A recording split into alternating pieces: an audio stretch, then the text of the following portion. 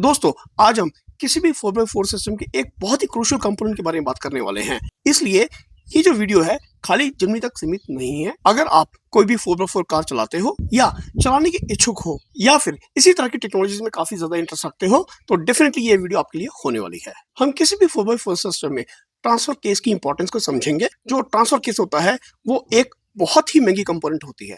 अब पूरे 4x4 system का वो असल में एक तरह से हार्ट होता है, चाहे वो डिफरेंशियल हो, चाहे वो पॉपुलर शाफ्ट हो, चाहे वो ड्राइव शाफ्ट हो, चाहे वो गियर बॉक्स हो, एनीथिंग यू टॉक अबाउट वो सबके साथ सिंक होके काम करता है। यानी कि 4x4 सिस्टम का सारा प्रेशर असल में ट्रांसफर केस के ऊपर होता है। मेरे एक सब्सक्राइबर है अर्जुन बारवल, होपफुली मैं उसको ढंग से प्रोनाउंस कर रहा हूँ। उन्होंने मुझे इंस्टाग्राम पर जिमनी के एक इशू को लेकर कांटेक्ट किया, जो इशू असल में ट्रांसफर केस से रिलेटेड है। हालांकि उस सेम इश्यूज के लिए मैं काफी सारे लोगों को पहले असेस कर चुका हूं, तो मैंने सोचा क्यों ना इस पर एक वीडियो बनाई जाए। असल में जिमनी में एक ग्राइंडिंग साउंड आती है, स्पेशली जब जिमनी को अपहिल ले जाते हैं।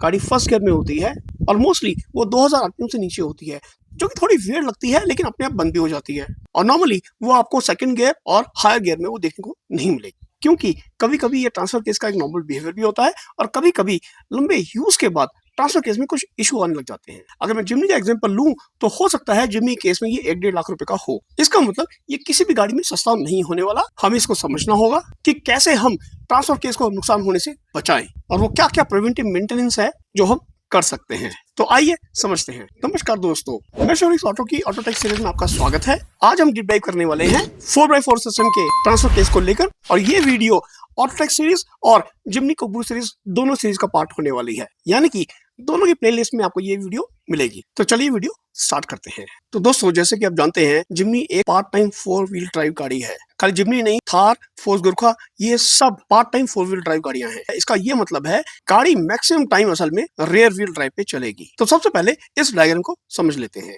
इस डायग्राम में ये गाड़ी के फ्रंट टायर है, ये गाड़ी का इंजन है। इस इंजन से असल में गियर बॉक्स बंधा हुआ है और उस गियर बॉक्स के साथ ये ट्रांसफर केस जुड़ा हुआ है, और उस ट्रांसफर केस से फिर फर्दर एक पॉपुलर शाफ्ट के थ्रू रियर डिफरेंशियल जुड़ा हुआ है। यानी कि इंजन असल में गाड़ी का जो पावर है वो इस गियर बॉक्स के थ्रू ट्रांसफर केस में भेजेगा और ट्रांसफर केस उसको असल में फर्दर ट्रांसफर करेगा पॉपुलर शाफ्ट के थ्रू रियर डिफरेंशियल में। जैसे ही आप 4x4 एंगेज करेंगे, चाहे वो हाई एंगेज करें चाहे वो लो एंगेज करें, दोनों ही केस में देखिए क्या होगा। ये जो ट्रांसफर केस है वो असल में यहां से एक और फ्रंट पॉपुलर शाफ्ट के थ्रू फ्रंट डिफरेंशियल को एंगेज कर लेगा, और वो जो फ्रंट के दोनों टायर है उसको भी रोटेट करना शुरू कर देगा। यानी कि जो गाड़ी पहले सिर्फ रेयर व्हील ड्राइव थी, अब इस ट्रांसफर केस के थ्रू अब वो 4x4 गाड़ी बन चुकी है। और इस केस में ये जो ट्रांसफर केस है, जो गाड़ी की पूरी पावर है वो 50-50% असल में फ्रंट व्हील और रेयर व्हील में ट्रांसफर करता है।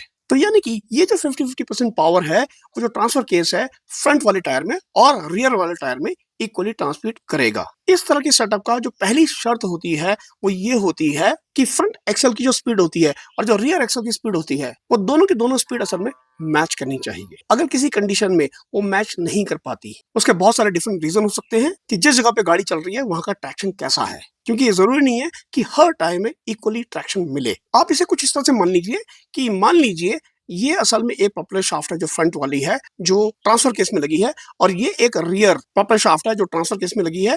यानी कि इन दोनों को असल में ट्रांसफर केस में सिंक होना पड़ेगा। होगा क्या, अगर ये दोनों असल में मिसमैच होते हैं उस टेरेन की वजह से या उस ड्राइविंग कंडीशन की वजह से, तो क्या होगा, उसका जितना भी प्रेशर आएगा वो कहाँ आएगा, इस ट्रांसफर केस पे आएगा जो सेंटर में है। और ये एक बहुत बड़ा इशू है। Talk about any 4x4 car जिसमें सेंट्रल डिफरेंशियल नहीं है, वहां पर इस ट्रांसफर केस पे कितना स्ट्रेस आने वाला है यू कैन इमेजिन इवन। हमें तो क्या है, गियर बदला, गाड़ी चलाई और चलते रहे। इसीलिए ट्रांसफर केस असल में काफी हीट अप हो जाता है।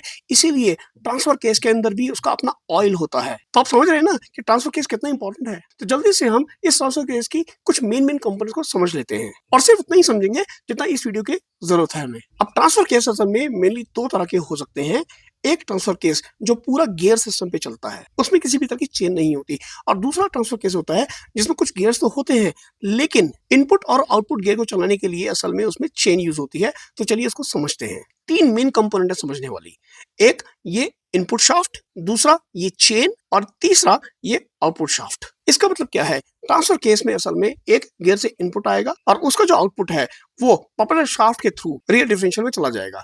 अगर उसमें 4x4 इंगेज है, चाहे वो हाई है चाहे लो है, उस केस में उसकी जो आउटपुट प्रोपेलर शाफ्ट है जो कि फ्रंट डिफरेंशियल से कनेक्ट है वो भी इंगेज हो जाएगी। और कुछ इस तरह से ट्रांसफर केस मोटे मोटे तौर पे काम करता है। अब हम ये समझेंगे कि ट्रांसफर केस में इश्यूज क्या क्या आते हैं। अगर एज अ ड्राइवर आप उनको समझेंगे तो आप बेटर तरीके से असल में गाड़ी को मैनेज कर सकते हैं, ट्रांसफर केस को यूज कर सकते हैं और उसकी लाइफ को बढ़ा सकते हैं। तो यानी कि आप ये समझ जाएंगे कि इसके डूज एंड डोंट्स क्या हैं, हमें इसको कैसे यूज करना है। देखिए, ट्रांसफर केस को समझने से पहले हमें कुछ गाड़ी की डायनेमिक्स समझनी पड़ेंगी। आप जिमनी ले लीजिए, थार ले लीजिए, फोर्स गुरखा ले लीजिए, ये सारी की सारी जो गाड़ियां हैं ये बॉडी ऑन फ्रेम गाड़ियां हैं जिसमें एक लैडर फ्रेम चेसी होती है। लैडर फ्रेम चेसी के अपने कुछ फायदे और नुकसान होते हैं। लैडर फ्रेम चेसी असल में बहुत सारी ऑफरोडिंग कैपेबिलिटी देती है और साथ साथ में एक फ्लेक्सिबिलिटी भी देती है। वो फ्लेक्सिबिलिटी क्या है?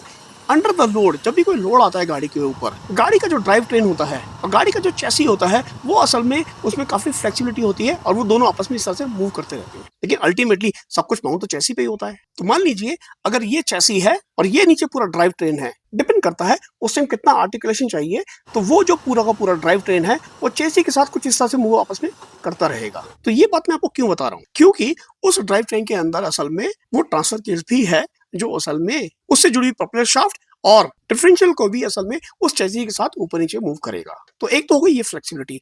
दूसरी चीज क्या है?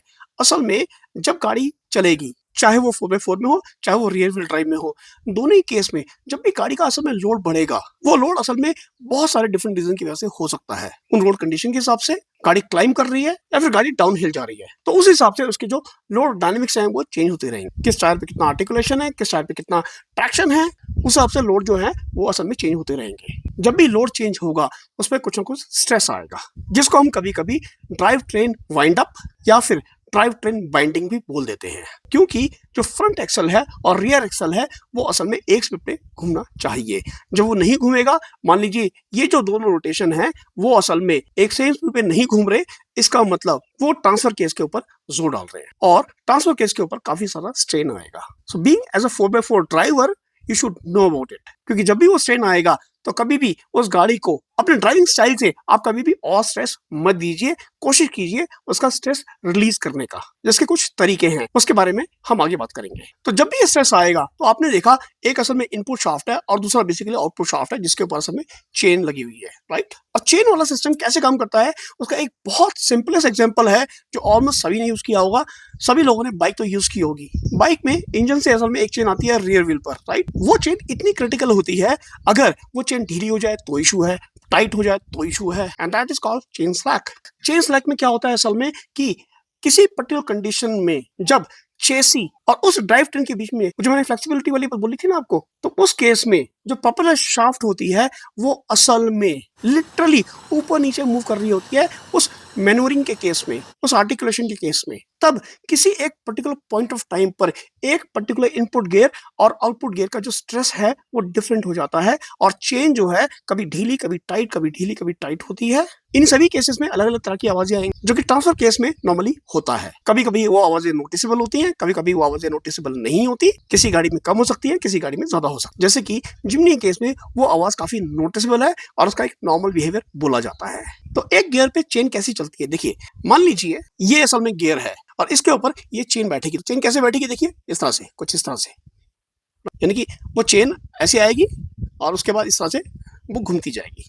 अब मान लीजिए ऑलरेडी उस पर कुछ स्ट्रेस चल रहा है, तो हो सकता है वो चेन सीधी सीधे में बैठकर वो पहले इस दांते से टकराए, फिर इस पर बैठे, फिर इस पर टकराए, फिर बैठे, फिर से टकराए, फिर बैठे, फिर से टकराए, से बैठे। और अगर वहां पर स्ट्रेस नहीं होगा, यानी कि इस तरह से इजीली बैठ जाए, तो ये डिपेंड करता है उस टाइम उस गाड़ी पे कितना स्ट्रेस है, कितना लोड है। लोड का मतलब मैं ये नहीं बोल रहा कि कितना सामान रखा हुआ है, लोड का मतलब वो ड्राइविंग कंडीशन, उस स्ट्रेस के हिसाब से उस चेन पे काफी ज्यादा प्रेशर आएगा, जिससे क्या होगा, वो जो गियर का मेटल है और चेन का मेटल है वो आपस में टकराएगा और वो टकराने से आपको एक ग्राइंडिंग साउंड मिलेगी जो कि नॉर्मली चिमनी में आती है। ये उसका एक नॉर्मल बिहेवियर है, लेकिन ये अच्छी बात बिल्कुल नहीं है। अगर वो साउंड आती है तो आप कोशिश कीजिए उसको मिनिमाइज कर सके। मिनिमाइज करने का तरीका क्या है, जैसे हमने पहले भी ऑटोटेक सीरीज की बहुत सारी वीडियो में बात की है, जब स्टैंड स्टिल गाड़ी होती है, हमसे चलना शुरू करते हैं तो सबसे ज्यादा पावर की हमें जरूरत होती है गाड़ी में, और सभी इंजन कंपोनेंट और बाकी ड्राइव ट्रेन कंपोनेंट पे सबसे ज्यादा लोड होता है। इसलिए ट्रांसफर केस में भी उस टाइम काफी ज्यादा लोड होगा, तो ऐसी गाड़ियां असल में पुश करने के लिए नहीं होती। तो इसलिए जब आप गाड़ी को उठाते हो तो बड़े आराम से उठाइए मेरे भाई, वरना ट्रांसफर केस की ऐसी तैसी होने वाली है। तो चेन स्लैग से बचाइए, वाइंडिंग अप से बचाइए, ट्रांसमिशन बाइंडिंग से बचाइए, गियर और चेन के बैकलैश से बचाइए, यानी कि जो मेटल से मेटल जब टकराती है तो वो आपस में एक दूसरे को घिसती है, उससे बचाइए जितना आप बचा सकते हैं। जैसे कि मैं आपको एग्जांपल दूं, अगर आप जिम्नी को मान लीजिए फर्स्ट गियर में बिल्कुल बहुत ज्यादा पुश करके कहीं पर चढ़ा रहे हो तो गूं गूं गूं की साउंड आएगी, जो ग्राइंडिंग साउंड आएगी, जो वॉशिंग मशीन की तरह साउंड आती है असल में। अगर वहां पर सच में इतना ज्यादा पुश करने की जरूरत है तब तो कुछ नहीं कर सकते, लेकिन अगर वो पुश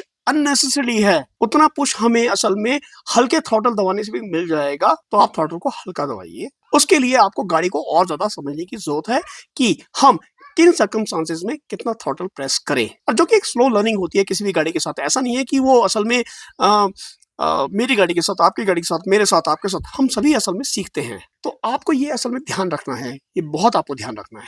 और नॉर्मली जिम्नी के साथ होता क्या है कि जब आप गाड़ी को असल में स्टीप हाइट पे ले जा रहे हैं, वो एक ग्राइंडिंग साउंड आएगी और अपने बंद भी हो जाएगी, यानी कि कहीं ना कहीं वो जो स्ट्रेन पड़ रहा है, वो जो स्ट्रेस पड़ रहा है, वो असल में बनता भी है और रिलीज भी होता है। लेकिन आप उसको थोड़ा सा हेडरूम दे दीजिए, आप थोड़ा एक्सीलरेटर को हल्का सा छोड़ दीजिए, अब देखेंगे वो नॉइस अपने आप कम हो जाएगी। आप हार्ड पुश मत कीजिए। लेकिन यहाँ पर एक बहुत बड़ा और फैक्टर है जिसके बारे में मैं बात करना चाहूंगा, स्पेशली जिम्नी केस में और किसी भी गाड़ी के केस में। देखिए होता क्या है, हम जब भी गाड़ी खरीदते हैं, आते हैं, अरे यार ये टायर बड़ा पतला लग रहा है, तो सबसे पहले उसको टायर चेंज करवाया जाता है। ये टायर चेंज कराना ही सबसे ज्यादा उस ट्रांसफर केस को मारता है। मेरा विश्वास करना, अगर आपने बड़ा टायर लगाया है, ट्रांसफर केस में कोई इशू आ जाए और कंपनी में वो रिकॉर्डेड है, तो आपको वारंटी भी नहीं मिलनी। जब से मैंने जिम्नी खरीदी है, मैंने उसे असल में स्टॉक टायर पे ही चलाया है, क्योंकि मुझे उसके कॉन्सिक्वेंसेस मालूम है। इवन जो किंग पिन वाला जो इशू रिकॉल हुआ था, उसमें भी साफ साफ लिखा था कि अगर 215 का टायर है तो आपको उस रिकॉल का फायदा नहीं मिलेगा। इसलिए जब भी आप गाड़ी में कोई मॉडिफिकेशन करवाएं तो उसके रिस्क को भी असल में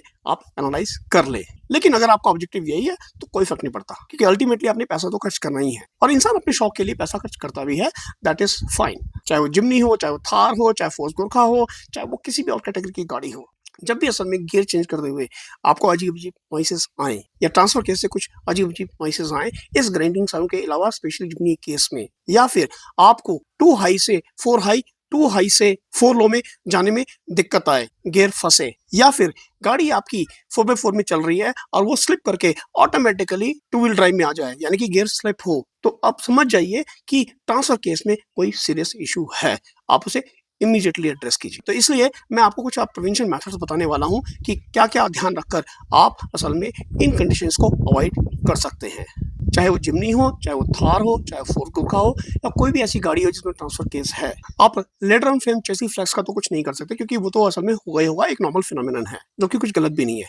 लेकिन आप गाड़ी के ट्रांसफर केस के वाइंडिंग का बिहेवियर से बचाइए, उसको हीट अप मत होने दीजिए। जब भी उसमें स्ट्रेस हो तो गाड़ी को थोड़ा रिलैक्स होकर चलाइए। आप ये इंश्योर कीजिए जब भी असल में आप लो गियर में हो, बहुत ज़्यादा हाई स्पीड मत चलिए, स्पेशली जब असल में जो ट्रैक्स हैं बहुत उबड़ खाबड़ होते हैं, और जब आप बहुत ज़्यादा आर्टिकुलेशन करते हो, यानी कि बहुत ज़्यादा स्ट्रेस असल में उस पॉपुलर शाफ्ट के ऊपर आता है, जो असल में मूव होती रहती है ऊपर नीचे पूरे ट्रांसमिशन के साथ। तो उस केस में, ट्रांसफर केस में बहुत लोड आता है, तो आप 4x4 को असल में डिलीजेंटली यूज कीजिए। पार्ट टाइम 4x4 सिस्टम होता है, वो असल में इमरजेंसीज के लिए होता है।